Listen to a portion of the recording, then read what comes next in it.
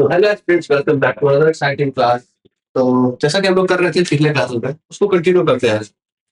तो आपका बहुत important topic atoms and molecules, हमने इसकी इंपॉर्टेंस पिछले क्लासेस में बताई थी। वो सारे पार्ट्स आपको याद होंगे। उससे थोड़े से आगे हम आज की क्लास में पढ़ेंगे एटम्स एंड मॉलिक्यूल्स। जानते हैं आप बिना पॉइंट से देखा है तो बहुत इंपॉर्टेंट टॉपिक है। अब थोड़ा पीछे का पार्ट देखते हैं, क्या क्या अब तक कर चुके हैं। उस पार्ट को अगर आप देखोगे सुनोगे, मैंने पहले आपको एटम्स के बारे में बताया था। एटम्स कैसे डेमोक्रेटिक दिया था, atom building blocks fundamental part of matter होता है। ठीक है, ये सारे पार्टिकल्स तो अपने एटम्स के बारे में जान लिया था। फिर इसके बाद में हम आते हैं, आपको बताते हैं क्या, Dalton's atomic model. Dalton's atomic model फिर जब आप आगे और बढ़ते हो, फिर आप जानते हो इसके बारे में, जे थॉमसन के बारे में। जी। फिर आप कहाँ जाते हो आगे, थॉमसन के बाद आप बढ़ते हो आगे, तो फिर आप पहुंचते हैं रदरफोर्ड के पास। रदरफोर्ड के, जी, रदरफोर्ड के पास। फिर रदरफोर्ड आज हम यहाँ से पढ़ेंगे। रदरफोर्ड के बाद आप क्या जानोगे, रदरफोर्ड के बाद नील बोर। नील बोर,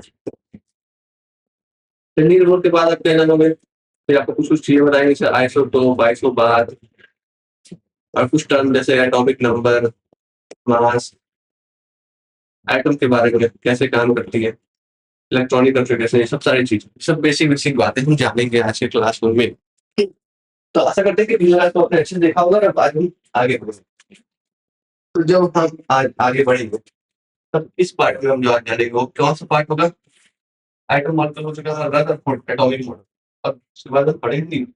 चल, तो जब हम स्टार्ट करते हैं आज की क्लास,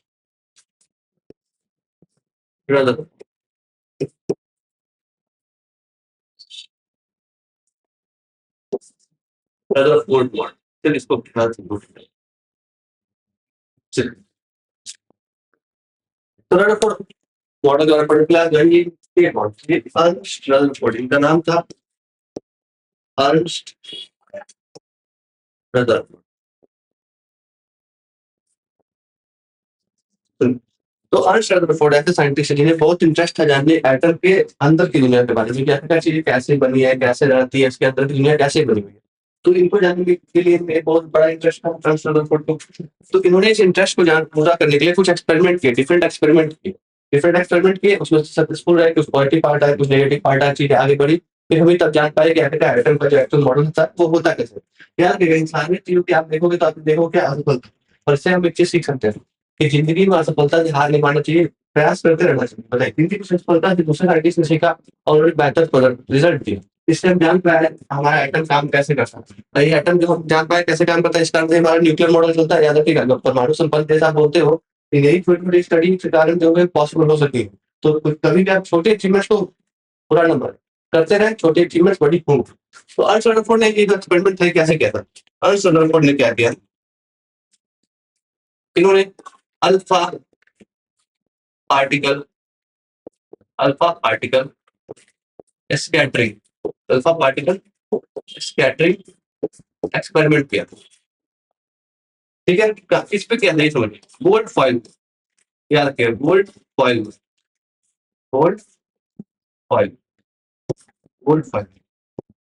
तो आपका सबसे पहला क्वेश्चन तो यही आ जाएगा, सर अल्फा पार्टिकल क्या है और गोल्ड फॉइल पे ही क्यों किया गया। ये दो बेसिक सवाल आपके लिखते आते हैं। तो चलिए इसका जवाब देते हैं कि गोल्ड अल्फा पार्टिकल्स क्या है। सबसे पहले समझिए अल्फा पार्टिकल्स क्या है। अल्फा पार्टिकल्स आप जानोगे, अल्फा पार्टिकल क्या है। अल्फा पार्टिकल्स है, अल्फा पार्टिकल्स हमारे क्या है? अल्फा पार्टिकल्स हमारे हीलियम के डबल चार्ज आइटम्स है। समझिए हीलियम, इसमें +2 प्रोटॉन और +2 न्यूट्रॉन्स होते हैं।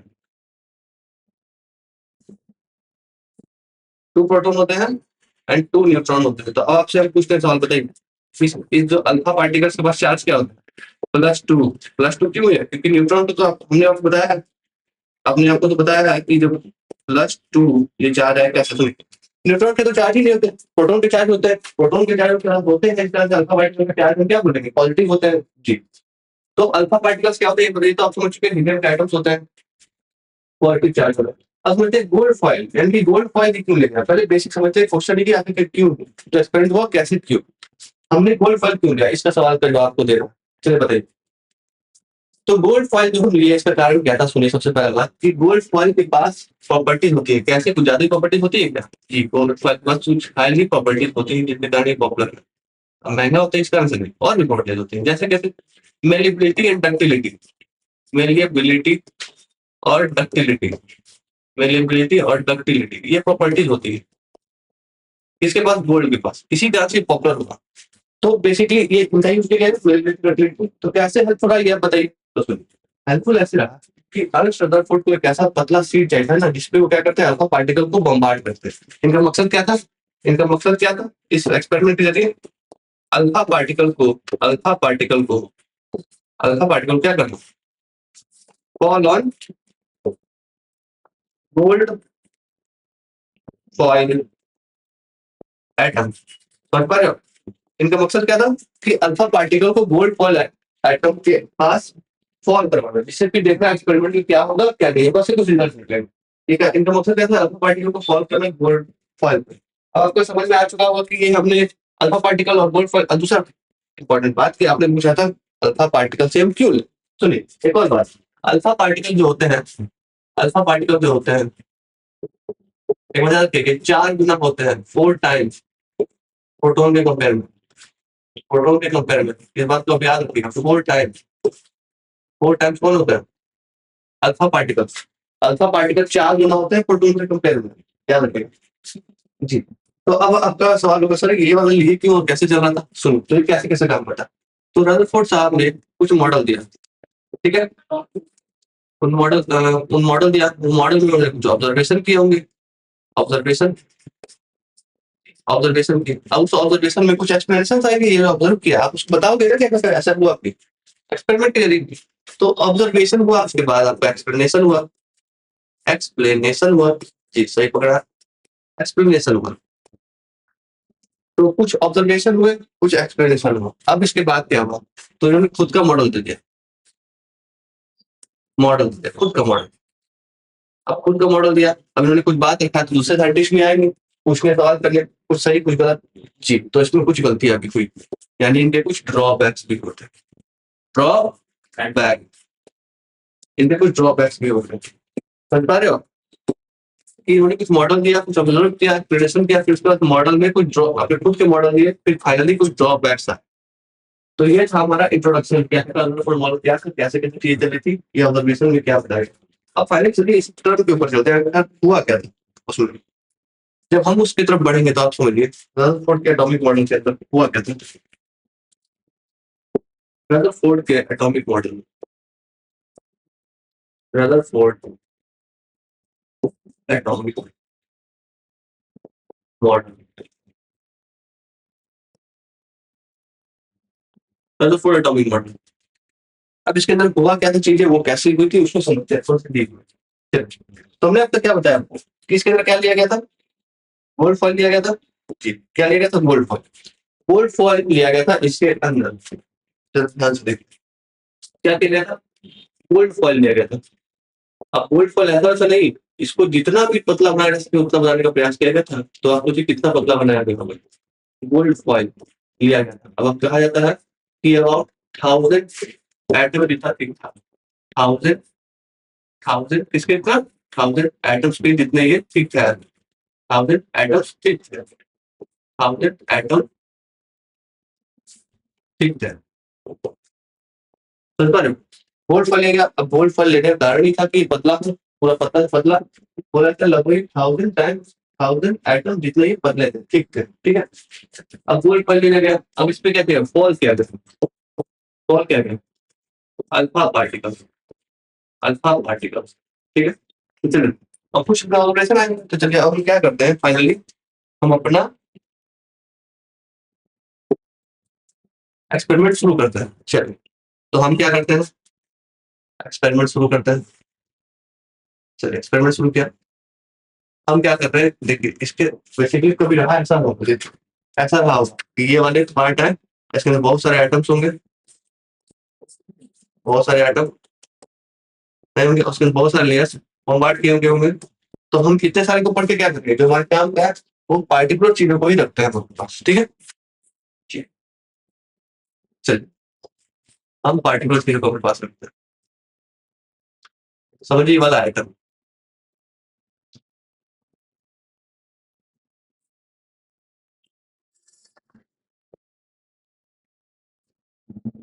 चलिए, तो उसकी वैल्यू का मान लीजिए, चलिए मान लीजिए, ठीक है। अब ऐसे कैसे मान लोगे आप? अगर इसमें न्यूक्लियस दे देंगे, चलिए आपके लिए न्यूक्लियस दे देंगे, फिर आपके लिए याद रखिएगा न्यूक्लियस दे दिया आपने। चलिए, अब एक बात बताइए, हमने क्या करना है, अल्फा पार्टिकल्स यहाँ से फॉल करना, प्रोजेक्टर जैसा कुछ स्ट्रक्चर आपके पास, ठीक है। अब देखिए क्या करना है, ये करेगा फॉल लेयर्स पे, तो एक बात याद रखिएगा, इसमें सबसे इंपॉर्टेंट पार्ट कौन सा है? तो डिफ्लेक्ट होगा, एक रिबाउंड करेगा, और 6 फ्रीली पास करेगा, फ्रीली पास करेगा।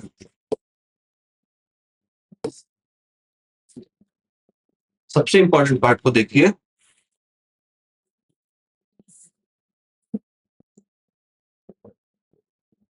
रिबाउंड, अच्छे क्या करें, फ्रीली पास करेगा। ये था इंपॉर्टेंट कंक्लूजन इसमें, कैसे कैसे काम किया ये इसको समझिए। चलिए, हमने क्या बताया कि डिफ्लेक्ट कर गया, कैसे कैसे काम किए होंगे इसको समझते हैं। देखिए, हमारे पास ऐसे ही रेज आया, अल्फा रे, ये से पास कर गया, अल्फा रे आया, ये ऐसे पास कर गया, ठीक है। इस वाले केस में अल्फा रे आया, अल्फा रे आया, और अभी के लिए आप मानिए,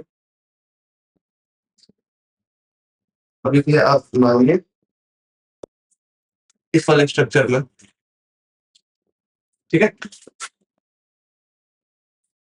तो ये वाला ऐसे आया यहाँ पर, और ये रिफ्लेक्ट कर गया, ठीक है।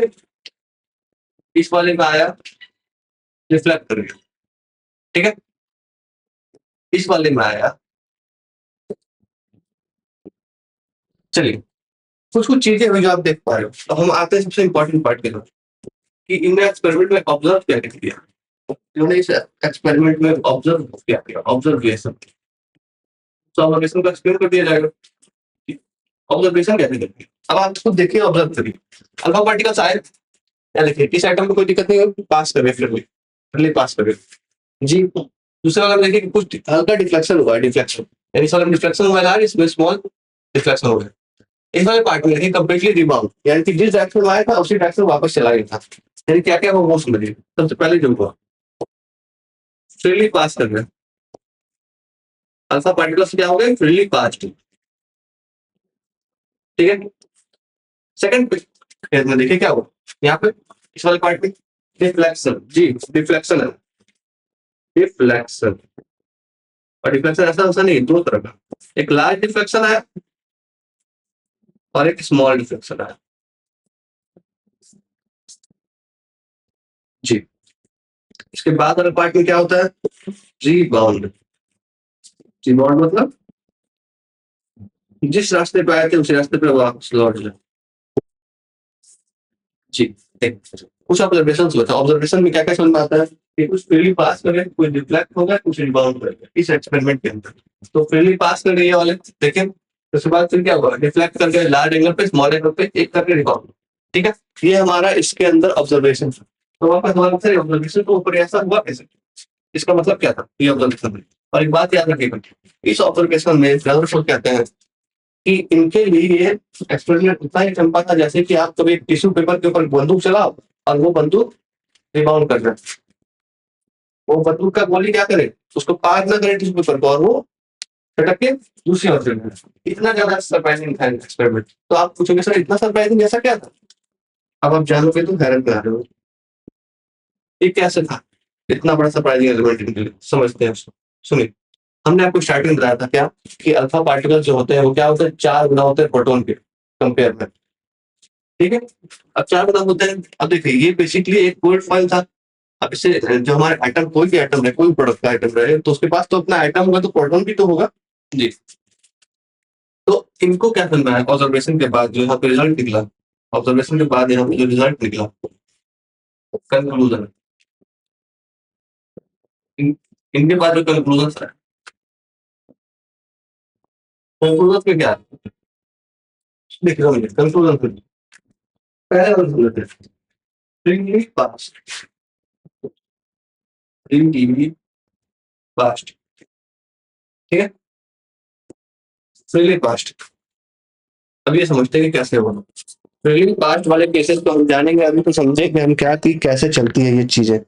फ्रीली पास्ट वाले केसेस को समझेंगे। एक मिनट आप देखिएगा।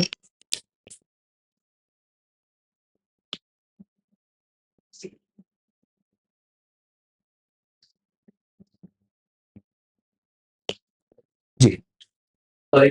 तो फ्रीली पास्ट वाले केस में आप समझिएगा कि ये वाला केस क्या होगा। फ्रीली पास्ट वाले केस कंट्रोल रखा, चलिए क्या बताते हैं। हमने अब तक क्या बताया कि रदर फोर्ड के मॉडल ऑब्जर्वेशन ऑब्जर्व किए कुछ चीजें और फाइनलिंग के बाद कुछ कंक्लूजन आया होगा।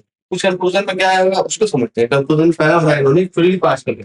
अब देखिए इससे क्या समझ आता है कि ज्यादातर इस कंक्लूजन क्या समझे कि most of the part of atom most of the part of atom have free space. Free space यानी एटम में फ्री स्पेस की मात्रा ज्यादा है, इसलिए ये समझ आता है। अब एक बात नोटिस करिए, 9 में से 6 फ्रीली पास कर यानी कि एटम के पास बहुत ज्यादा अमाउंट फ्री स्पेस है। जी बहुत ज्यादा अमाउंट स्पेस, ज्यादा पार्ट एटम का फ्री स्पेस, फ्री स्पेस में। अब फिर दूसरे पॉइंट पे आते हैं, डिफ्लेक्शन। अब डिफ्लेक्शन कैसे होगा सुनिए। हमने अभी आपको मैग्नेट के अंदर एक कॉन्सेप्ट पढ़े होंगे। आप मैग्नेट के अंदर एक कॉन्सेप्ट पढ़े होंगे, उसके बारे में बताइए। मैग्नेट के अंदर आप कॉन्सेप्ट पढ़े क्या? Like charges repel unlike attract, यानी कि नॉर्थ पोल और साउथ पोल क्या करेगा? रिपेल कर देगा? नहीं, north pole south pole attract करेगा और नॉर्थ पोल रिपेल करेगा। ये बात तो अभी मैग्नेट के अंदर देखे होंगे जी। तो वैसे ही कुछ प्लान हमने आपको स्टार्टिंग क्या बताया कि अल्फा पार्टिकल भी तो पॉजिटिव है। अल्फा पार्टिकल पॉजिटिव है, अल्फा पार्टिकल पॉजिटिव है। और हमारा एटम के पास कौन सा, एक बार समझिए, न्यूक्लियस के पास कौन सा पार्ट पॉजिटिव होता है? ये वाला जी। न्यूक्लियस के अंदर क्या प्लेट होता है? प्रोटॉन। तो प्रोटॉन भी पॉजिटिव है, तो ये दोनों पॉजिटिव है ना, ये दोनों ही पॉजिटिव हो गए जी। अब यहाँ से खेल समझिए कि ज्यादातर डिफ्लेक्शन जो हुए थे, इन्होंने बताया कैसे डिफ्लेक्शन होता है। समझ में क्या आता है कि जरूर अल्फा पार्टिकल पॉजिटिव है और यहाँ से डिफ्लेक्ट कर रहा है, यानी इसका मतलब जरूर कुछ सेंटर मोस्ट पॉइंट पे ना कुछ होगा जो पॉजिटिव रहा होगा, पॉजिटिव रहा होगा सेंटर मोस्ट पॉइंट पे। तो उन्होंने क्या बताया कि डिफ्लेक्शन हुआ। उन्होंने क्या बताया, those past near centre faced deflection. Deflection deflection कैसा? स्मॉलर भी और लार्जर भी, स्मॉलर और लार्जर। जी। अब आते हैं थर्ड इंपॉर्टेंट पॉइंट। जी बहुत सुनिए। अब सबसे सरप्राइजिंग पार्ट थी थर्ड वाला था। थर्ड क्यों था हमने क्या बताया? टिश्यू पेपर पे आप बंदूक मारो और वो गोली फार्मूला क्या है वो कहीं और चल जाए तो सरप्राइजिंग होगा। वैसा है रिबॉन्ड के सबसे सरप्राइजिंग पार्ट था। क्यों? कॉन्ट्रैक्ट की अल्फा पार्टिकल से 4 गुना है, तो इसको तो ये देश के पार चलना चाहिए, इस रिबॉन्ड कैसे कर सकते हैं? तब समझ में आया उन्हें क्या कि जरूर जरूर सेंटर मोस्ट पॉइंट ऐसा कुछ चीज है जो क्या है अल्फा पार्टिकल से भी ज्यादा हार्ड है, हार्ड लाइक स्ट्रक्चर। तो क्या बताया? Hard structure, hard structure must be present at center। Demand nucleus होता है। तो हमने कुछ ऑब्जर्वेशन समझा थी, कुछ कंक्लूजन समझा थी, ठीक है। इसी के आधार पर आप समझ सकते हो ये सारी बातों में कोई कोई इशू आएगा समझ जी। चलिए इन्हीं ऑब्जर्वेशन कंक्लूजन के बाद इन्होंने अपना मॉडल दिया, इन्होंने अपना मॉडल दिया, इन्होंने अपना मॉडल दिया फॉल्ट, इन्होंने मॉडल दिया, इस हिसाब से मॉडल दिया। इन्होंने बताया क्या कि सेंटर मोस्ट पॉइंट पे एटम जैसा कुछ होता है, एटम के सेंटर मोस्ट पॉइंट पे न्यूक्लियस होता है और इलेक्ट्रॉन रिवॉल्व अराउंड न्यूक्लियस। जी अब समझिए रदरफोर्ड ने अपने मॉडल में बता दिया कि जैसे जैसे उन्होंने देखा तो जो ऑब्जर्वेशन में उन्होंने ऑब्जर्व किया उन्होंने बता दिया ऑब्जर्व क्या किया उन्होंने, ये सारी बात देखी यार, पार्ट एटम का फ्यूज में होता है, ऐसे होता है, वैसे होते हैं, बताते हैं उन्हें एटम के अंदर न्यूक्लियस होता है और इलेक्ट्रॉन क्या करते हैं, रिवॉल्व करते हैं न्यूक्लियस के अराउंड, ये बात उन्होंने पहले बता दी फुल मॉडल में। पर अब यहाँ से दिक्कत हो गया, कैसे, ये उन्होंने अपना मॉडल पुट फॉरवर्ड तो कर दिया, अब इसके अंदर आ रहा है ड्रॉबैक। अब देखिए यहीं से स्टार्ट होता है, यहीं पे से स्टार्ट होता है ड्रॉबैक, ड्रॉबैक, ड्रॉबैक्स कैसे होता है वो समझिए। ड्रॉबैक्स ऐसे होता है कि अब चूंकि आप कुछ भी अगर आप दोगे तो कोई मान तो थोड़ी लेगा जी। डिफरेंट साइंटिस्ट और भी है, वो भी तो करिए क्वेश्चन, क्योंकि जब इन्होंने इसकी एक्सपेरिमेंट ये अपना स्टेटमेंट दिया कैसा सब होता है सर, तो डिफरेंट साइंटिस्ट ने क्वेश्चन दिया कि आप ये बताइए कि जो इलेक्ट्रॉन है ये न्यूक्लियस का रिवॉल्व हो रहा है, तो ये कैसे रिवॉल्व हो रहा है, तो मतलब कैसे हो रहा है मतलब, तो इसके अकॉर्डिंग क्वेश्चन मुझे मतलब क्या था कि अगर आप कोई भी आप मान उन्होंने बताया कि बताइए एक बात कि इलेक्ट्रॉन के पास चार्ज होता है, तो उन्होंने कहा हाँ चार्ज होता है, कौन सा चार्ज होता है, नेगेटिव चार्ज, प्रोटॉन के पास होता है नहीं, हाँ होता है, कौन सा पॉजिटिव चार्ज।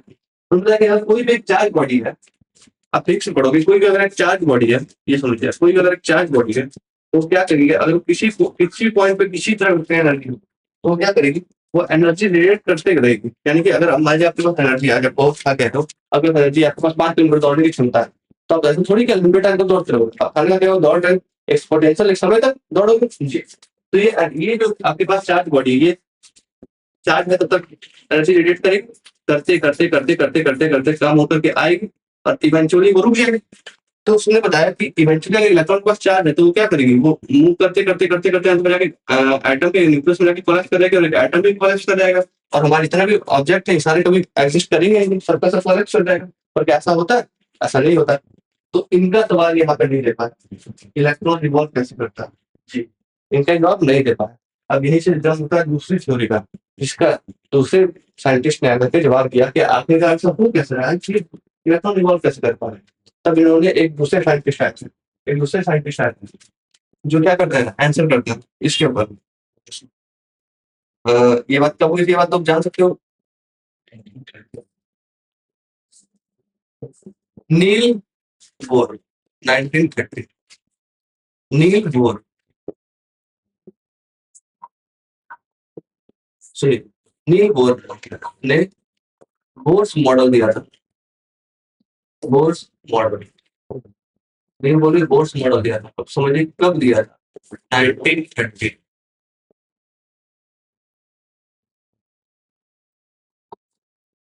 नील मॉडल ने बोर्स मॉडल दिया था 1930 में, और इसी के अंदर इन्होंने बताया था बोर्स पोस्टुलेट, बोर्स पोस्टुलेट्स।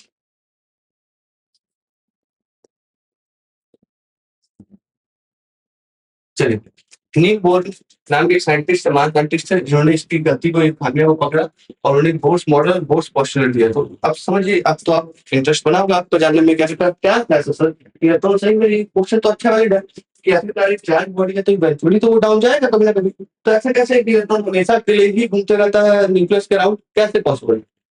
इसका बहुत ही अच्छा जवाब दिया गया।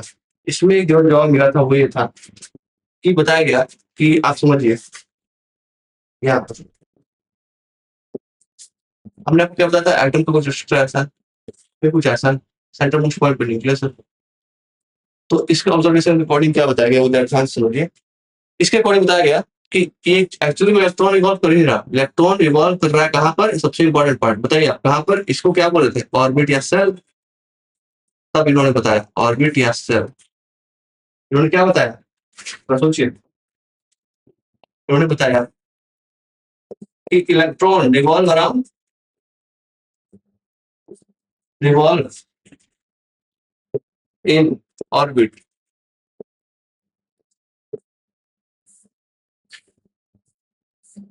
जी, इस बात को समझिए, इलेक्ट्रॉन कहाँ रिवॉल्व करते हैं, ऑर्बिट या सेल में रिवॉल्व करते हैं, ऑर्बिट या सेल में रिवॉल्व करते हैं, इस बात को हमेशा याद रखिएगा। इलेक्ट्रॉन क्या करते हैं, ऑर्बिट या सेल में रिवॉल्व, तो ये आधा बात था, पूरा बात क्या था, पूरा बात ये था कि as long as they revolve in their respective orbits, they neither lose nor gains energy. चलिए, हमने आपको क्या बताया कि बोथ पोस्टुलेट के अकॉर्डिंग कि इलेक्ट्रॉन क्या करता है, रिवॉल्व करता है ऑर्बिट सेल में। जी। अब as long as they revolve in their respective orbit they neither lose nor gain their energy. इसका मतलब क्या होगा कि जब तक भी ये इलेक्ट्रॉन इस सेल में रिवॉल्व करते रहेगा, इस सेल पे रिवॉल्व करते रहेगा ऑर्बिट सेल में, तब तक ये एनर्जी कभी लॉस नहीं करेगा, ना ही गेन करेगा, तब तक याद करिएगा। और इसके आगे कंडीशन में आप जानोगे कि ये क्या करते हैं, ये एनर्जी गेन करते हैं। और आप जानते हो इलेक्ट्रॉन एक से दूसरे ऑर्बिट में जब करते हैं, दूसरे से तीसरे में करते हैं। पर याद रखिए जब ऐसा करते हैं सिर्फ उस केस में तभी चार्ज इनके पास होती है। अगर आपके इनके पास एक्स्ट्रा चार्ज होती है तो ये रेडिएट करके अपर लेयर में जा सकते हैं। फिर ये जो सबसे बेस होती है इन्हें हम बोलते हैं ground layer, ground energy. Ground energy फिर बाद में हायर एनर्जी की तरफ से जाते हैं जब इनके पास बॉडी में चार्ज ज्यादा होती है। मगर जब तक नहीं होती तब तक वो अपने रिस्पेक्टिव ऑर्बिट में रिवॉल्व करते हैं। समझिए इससे क्या होता था कि नील बोर ने बहुत पोस्टुलेट दिए थे बोर मॉडल के अंदर, इसमें क्या बताया था कि इलेक्ट्रॉन रिवॉल्व करते हैं रिस्पेक्टिव ऑर्बिटल सेल में। अब जब तक वो रिवॉल्व करेंगे इस ऑर्बिट में तब तक क्या होगा, तब तक वो ना ही एनर्जी गेन करेंगे ना ही लूज करेंगे। समझ पा रहे हो, तब तक ना ही एनर्जी गेन करेंगे ना ही लूज करेंगे। इससे क्या होगा, इनका ये वाला प्रॉब्लम दूर हो गया। ड्रॉबैक, ड्रॉबैक यही था, इलेक्ट्रॉन रिवॉल्व अराउंड न्यूक्लियस कैसे। तो फिर अब बोर सामने दिया, नील बोर ने 1913 में मॉडल ला करके कि ऐसे ऐसे कहानी होगी तो कोई दिक्कत नहीं। ये वाले मॉडल उन्होंने बताया था, उससे अकॉर्डिंग जो चीजें बताई ये जाके आज भी सत्य है, ये नील बोर ने बताया। अब कुछ छोटी मोटी चीजें बताई हैं जी। जैसे अब तो होते चार्ज वाला बॉडी के बारे में, चार्ज और अनचार्ज क्या, इसी में जन्म होता है आयन से। जी आयन से।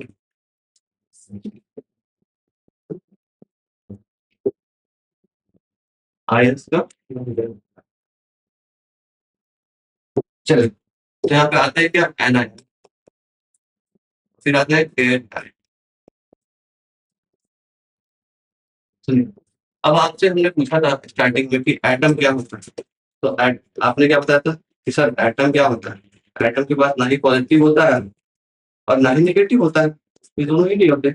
यानी यानी ये एटम ओवरऑल न्यूट्रल होता है, न्यूट्रल होता है, ये बात सत्य है जी। परंतु क्या हो कि जब हमारे पास एग्जाम्पल यहाँ पे देखें, +4 है और -4 है, यानी कि जितने प्रोटॉन है उतने इलेक्ट्रॉन है। पर क्या हो ये अब हमने आपको पिछले यहाँ पर पार्ट में बताया कि इलेक्ट्रॉन्स जब कर सकते हैं movement, inward inward outward movement उसका हो रहा, यानी ये तो परदेशी हो गए, ये तो जाएंगे आज ना कल।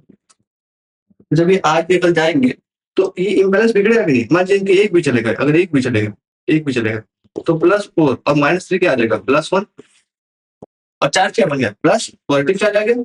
तो फिर सर ये कैसे होता है, उसके लिए आपको समझाता होगा आयंस का केस। तो इसमें आयंस में दो टाइप के आयंस होते हैं, एनायन एनायन क्या होते हैं, एनायन हमारे नेगेटिव चार्ज होते हैं, नेगेटिव चार्ज होता है। और ये हमारे पॉजिटिव चार्ज होते हैं, क्या होते हैं पॉजिटिव चार्ज। समझ पा रहे, नेगेटिव चार्ज और पॉजिटिव चार्ज। अब कैसे आप याद हो गया, आपको दिक्कत हो गया, आप हमेशा मैटर से याद, ये एनायन है तो एंटी होगा, किसी से आपका एंटी होगा तो दोस्त थोड़ी होगा, दुश्मनी होगा, एंटी होगा नेगेटिव हो जाएगा। तो आप एंटी से हमेशा याद रखिएगा, एंटी से आप याद रखिएगा कि एंटी क्या होता है, एंटी वाले पार्ट होते हैं नेगेटिव चार्ज और कैटायन पॉजिटिव चार्ज के बोलते पॉजिटिव चार्ज, इसे बोलते हैं चार्ज। तो what are charge, charge are the various charges that are possessed by atoms during different scenario. तो कभी होंगे पॉजिटिव कभी नेगेटिव, फिर एटम्स नेगेटिव चार्ज होता है, कैटायन पॉजिटिव चार्ज होता है, ये हमारे आयंस होते हैं। ठीक है, छोटे मोटे और बात जान लेते हैं, छोटे मोटे और कैसे कैसे बात, आइसोटोप्स के बारे में जान लेते हैं। Isobar, what are isobar, same element that has same mass number but different, सोचिए ऐसे होंगे, ऐसे होंगे क्या होंगे, से atoms that have same mass number but different atomic number, different atomic number। उसे हम क्या बोलेंगे आइसोबार। तो हम कैसे याद होते हैं, भार से, भार में भार आ रहा है तो भार और मास, भार भार का मतलब मास ही हुआ ना, एक याद रखिए। तो आप एक बात समझिए, एक याद रखेंगे आपको दूसरा ऑटोमेटिक याद हो जाएगा। अब उसको उल्टा कर देंगे, ठीक है। तो आइसोबार हो गया, अब इसी में आता है आइसोटोप, आइसोटोप चलिए आप कमेंट करके बताएंगे कि isotone, iso electron, iso neutron ऐसे करके भी चीज चलती है, वो क्या होती है आप कमेंट में बताइएगा। आइसोटोप क्या था, अब क्योंकि यहाँ पे सेम मास नंबर था तो यहाँ पे सेम क्या हो जाएगा, डिफरेंट वाला सेम एटॉम, सेम यहाँ पे क्या रहेगा आप बताइए जी। सेम हमारा एटॉमिक नंबर रह जाएगा, सेम हमारा एटॉमिक, सेम हमारा एटॉमिक नंबर रह जाएगा, एटॉमिक नंबर एंड डिफरेंट क्या हो जाएगा, atom mass number, different mass number, different mass number पर आइसो बार क्या हो गया, same mass number different atomic number, और same atomic number and different mass number. ये बात आपको क्लैरिटी है कि आइसो बार क्या हो गया, आइसोटोप क्या हो गया। अब छोटे मोटे और चीज समझ लेते हैं, छोटे मोटे और चीज, चलिए छोटे मोटे और चीज जैसे कि क्या, छोटे मोटे और चीज जैसे कि क्या, उसको बात को समझते हैं। वहां पे क्या है, आप एलिमेंट के अंदर समझते हैं, सबसे इम्पोर्टेंट इम्पोर्टेंट बात समझिए क्या होता है नहीं होता है।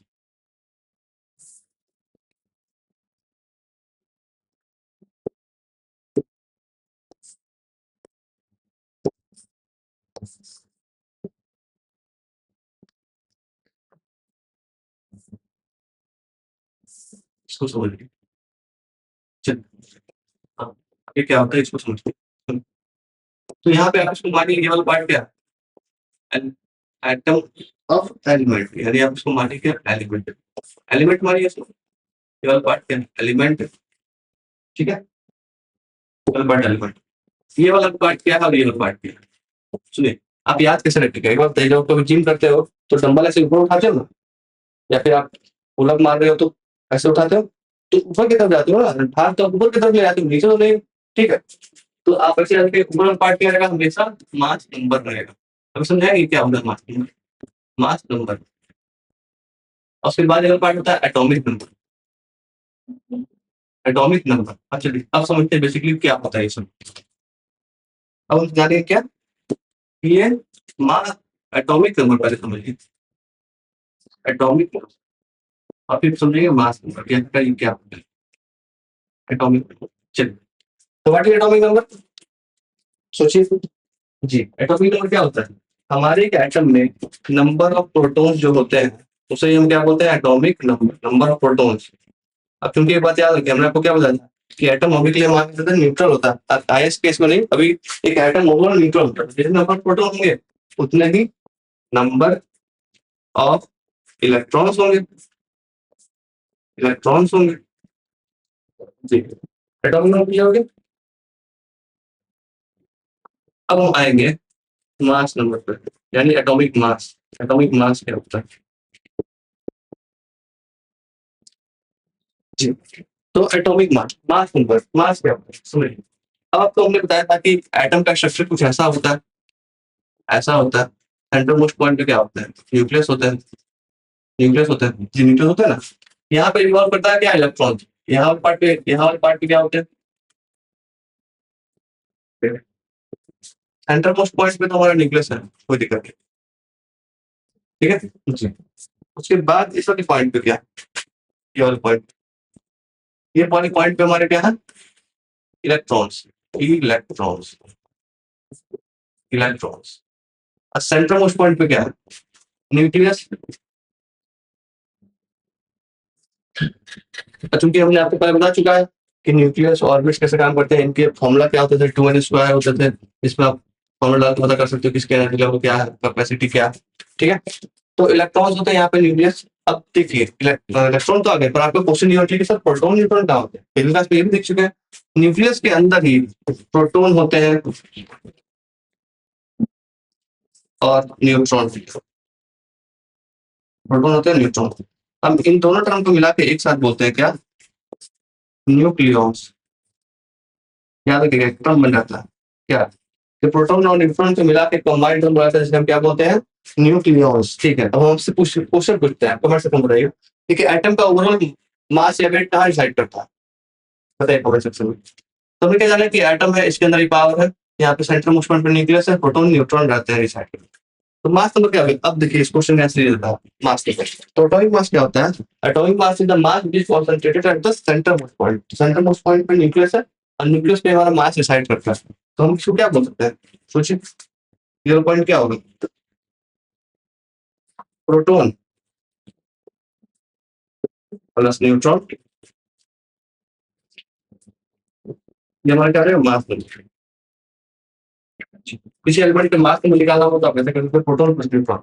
अब इसी में आपको क्वेश्चन में जाता है कि आपको मान लीजिए एटॉमिक नंबर दे दिया और मास नंबर दे दिया, तो आपसे पूछेगा कि बताइए नंबर ऑफ न्यूट्रॉन्स क्या है, तो आप क्या करोगे, एक बात समझिए, ये एटॉमिक नंबर क्या आता है, प्रोटॉन, और मास नंबर प्रोटॉन न्यूट्रॉन दोनों आता है, तो प्रोटॉन और इलेक्ट्रॉन से अगर आप माइनस कर दोगे तो न्यूट्रॉन निकल जाएगा, छह वाला केस हो जाएगा।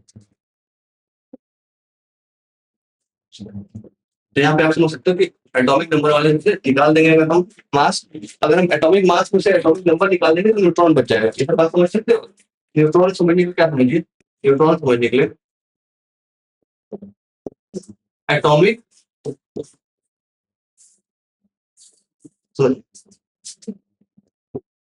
न्यूट्रॉन के लिए, न्यूट्रॉन के लिए, न्यूट्रॉन के लिए क्या करना होगा, सही, न्यूट्रॉन निकालने के लिए आपको मास नंबर में से एटॉमिक नंबर निकाल देना होगा, एटॉमिक नंबर निकाल देना, तब आप जो पाएंगे वो क्या होगा, number of neutrons, number of neutrons. तो ये आपको कौन सा था, एटॉमिक मास, एटॉमिक नंबर। चलिए एक और पॉइंट जान लीजिए, ठीक है, आता है इलेक्ट्रॉनिक कन्फिगरेशन क्या होता है, और सुनते हो आप इलेक्ट्रॉनिक कन्फिगरेशन, इलेक्ट्रॉनिक कन्फिगरेशन, इसके आगे जानते हैं, थोड़े से पॉइंट है, इलेक्ट्रॉनिक कन्फिगरेशन क्या होता है, electronic configuration, configuration, electronic, electronic configuration,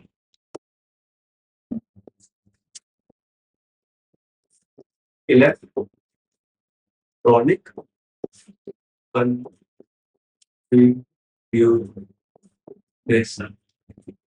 क्या होता है, आप बताइए। इससे बहुत कुछ डिटेल हम लोग चीजें जानेंगे, वैलेंसी वैलेंस इलेक्ट्रॉन सब क्या होता है, वो सब अभी जानेंगे। यानी फॉर्मल क्या जानना है कि वैलेंसी क्या होती है, फिर हम जानेंगे ये वैलेंस इलेक्ट्रॉन क्या होता है, वैलेंस इलेक्ट्रॉन, वैलेंस वैलेंस। उससे पहले हम आपसे एक सवाल करते हैं, ये बताइए, हम केमिस्ट्री के अंदर पढ़ते हैं कि एटम्स एक दूसरे एटम से, एक एलिमेंट के एक एटम दूसरे एलिमेंट के एक एटम से रिएक्ट करते हैं, पर हम आपसे पूछना चाहते हैं, आपके पास ये सवाल है, बताइए मतलब क्यों करते हैं रिएक्शन, अरे एक एटम दूसरे एलिमेंट के दूसरे एलिमेंट से रिएक्शन करते हैं, सारी कहानी जो सारी रिएक्शन वाली बातें पूरी क्या क्यों हो रही है, आप सोच के बताइए कि ऐसा क्यों हो रही है।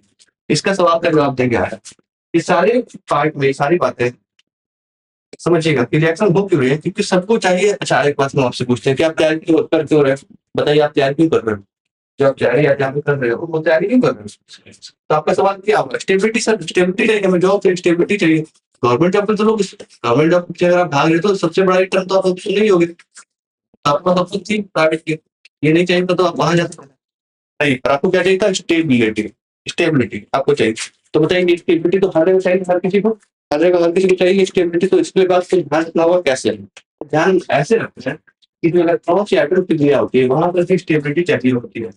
अब स्टेबिलिटी चाहिए तो कैसे आएगी स्टेबिलिटी, ये एटम्स क्या करते हैं, रिएक्ट करते हैं स्टेबिलिटी पाने के लिए, सर कैसे स्टेबिलिटी क्या होता है सुनिए, एक टर्म आता है ऑक्टेट, ये सारे एटम्स अपने ऑक्टेट को पूरा करने के लिए कितना परेशान है इधर से उधर, तो ऑक्टेट पूरा कैसे करते हैं सर, ऑक्टेट पूरा करते हैं अपने नियरेस्ट नोबल एटम्स को पा करके, नोबल, नियरेस्ट नोबल,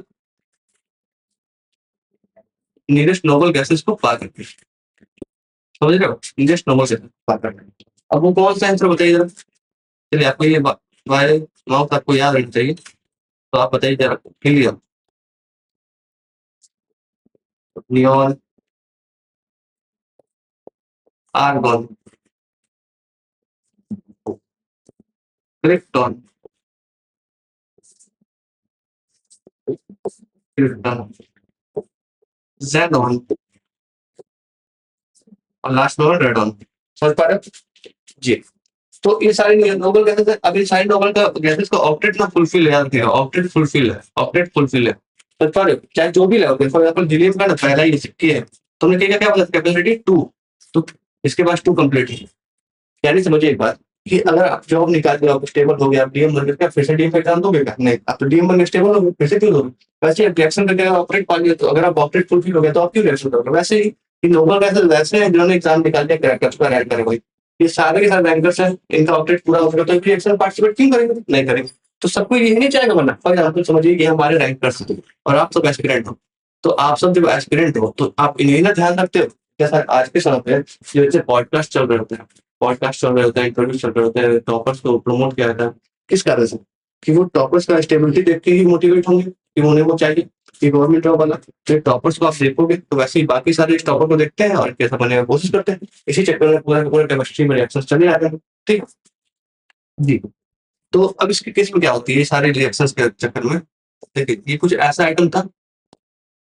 ठीक है, सुन, बैलेंस इलेक्ट्रॉन बैलेंस क्या होता है, इसके लिए हमें क्या करना होगा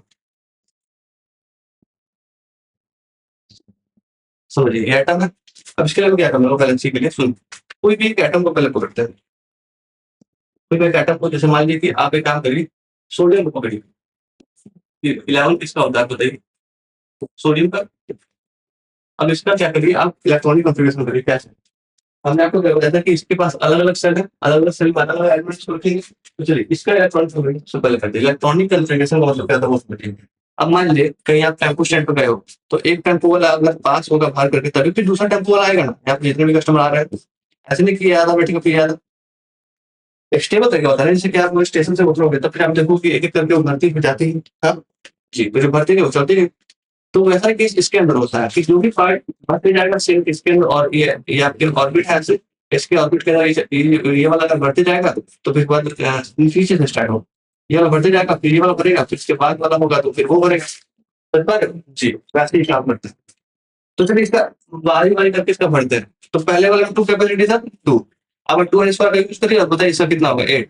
ठीक, अब बच कितना गया? 2, 8 यूज़ कर लिया, अब बच गया 1, 281। तो 281 हुआ। इसे हम क्या बोलते हैं? इलेक्ट्रॉनिक कॉन्फ़िगरेशन, यानी कि इलेक्ट्रॉन्स को उसके ऑर्बिट में सजाने की प्रक्रिया ही होती है इलेक्ट्रॉनिक कॉन्फ़िगरेशन। अब इस इंपॉर्टेंट पर्सन को चीज़ वैलेंसी और वैलेंस इलेक्ट्रॉन। वैसे मुझे वैलेंस इलेक्ट्रॉन क्या होता है? सुनिए, वैलेंस इलेक्ट्रॉन का मतलब क्या होगा? तो वैसे इलेक्ट्रॉन जो उसके आउटर मोस्ट ऑर्बिट में प्रेजेंट है। आउटर मोस्ट ऑर्बिट में कौन से प्रेजेंट है? तो सबसे आउटर मोस्ट सबसे लास्ट में कौन सा है? 1, 1 वाले है ना? तो ये हमारे क्या हो जाएंगे? 1 वाले, 1 वाले हमारे वैलेंस इलेक्ट्रॉन हो जाएंगे। यानी इस केस के लिए अगर बात करें तो आउटर आउटर मोस्ट